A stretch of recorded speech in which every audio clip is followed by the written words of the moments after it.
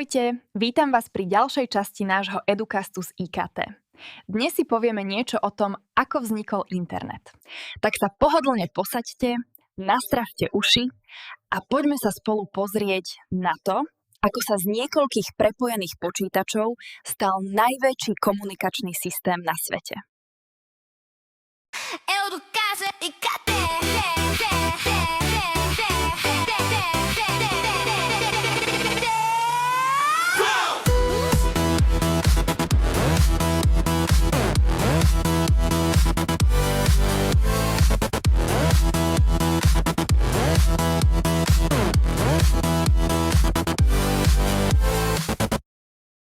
Internet patrí medzi najväčšie vynálezy 20. storočia. Jeho začiatky však siahajú do prostredia univerzít. Koncom 60. rokov sa v USA hľadal spôsob, ako prepojiť počítače na rôznych školách, aby mohli zdieľať údaje a pracovať aj na diaľku. V roku 1969 vznikla experimentálna sieť ARPANET, podporovaná agentúrou ARPA. Spojila 4 univerzity: UCLA, Stanford, UC Santa Barbara a University of Utah. Bola to prvá funkčná sieť počítačov, ktorá dokázala odosielať správy medzi vzdialenými systémami. V 70. rokoch pribúdali ďalšie siete, každá s iným spôsobom komunikácie.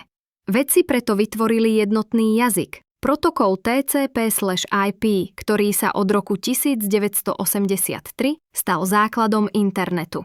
V tom istom období vznikol aj DNS, systém názvov domén, ktorý nahradil číselné adresy jednoduchými názvami stránok.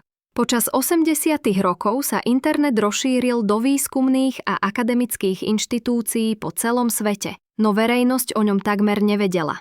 Zlom nastal v roku 1989, keď britský vedec Tim Berners-Lee v CERNe navrhol nový spôsob zdieľania dokumentov. Jeho nápad dostal názov World Wide Web, teda celosvetová pavučina. Berners-Lee vytvoril 3 technológie, ktoré používame dodnes. HTML, jazyk webových stránok, HTTP, protokol na prenos dát a URL, adresu každej stránky. V roku 1991 vznikla prvá webová stránka, jednoduchá, ale prelomová. V 90. rokoch nastal obrovský rozmach. Objavili sa prehliadače Mosaic, Netscape či Internet Explorer. Vznikli prvé e-shopy, spravodajské portály a vyhľadávače. Internet sa stal súčasťou života bežných ľudí.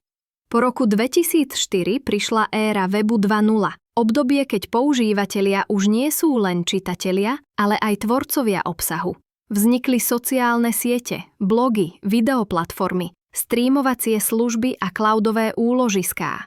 Dnes je internet globálna infraštruktúra, ktorá spája miliardy zariadení. Je to sieť sietí, fyzicky tvorená káblami, servermi a bezdrôtovými spojmi. Na nej fungujú služby ako web, e-mail, videohovory, online hry či cloud. Web je len jednou z nich, službou, ktorá funguje na princípe klient-server.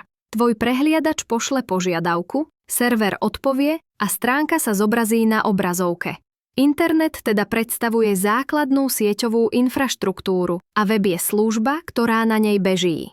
Spolu tvoria priestor, ktorý premenil spôsob, akým komunikujeme, učíme sa a žijeme. A tak sme sa dostali od 4 univerzitných počítačov až k svetu, kde máme internet vo vrecku každý deň. Internet je infraštruktúra, web je služba a spolu tvoria priestor, v ktorom komunikujeme, učíme sa a zdieľame svoje nápady.